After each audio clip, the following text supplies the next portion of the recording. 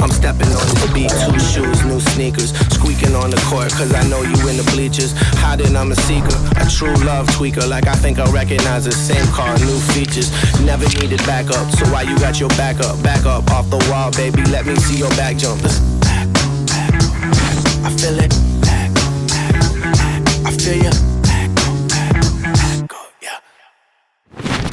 Ouais, sur mes 12 ans à peu près, mes parents m'ont acheté les premières bombes de graffiti parce que je voulais le package complet. Donc j'écoutais du rap, je faisais du basket, je faisais du skate. C'est comme ça que ça s'est passé pour la première fois que j'ai touché une bombe.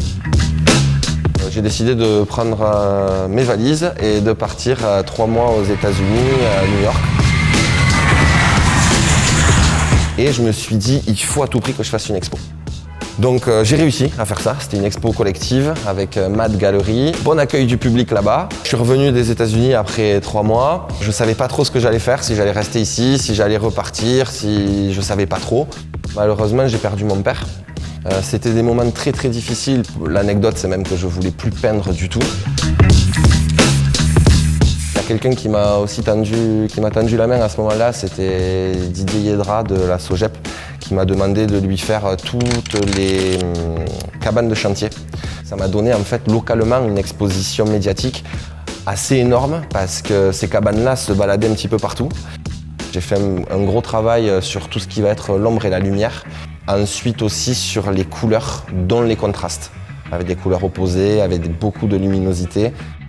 Il y a toujours un sujet assez évocateur qui va être la faune et la flore locale. J'ai jamais vraiment perdu le contact avec mes copains aux États-Unis.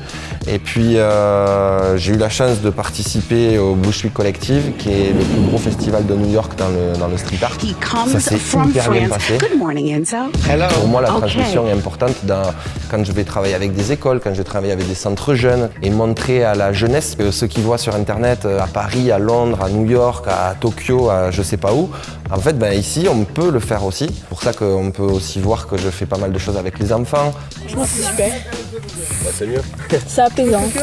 Le festival Enzorg, d'ailleurs cette année c'est le 12 et 13 septembre, avec justement des artistes du monde entier qui vont pouvoir venir.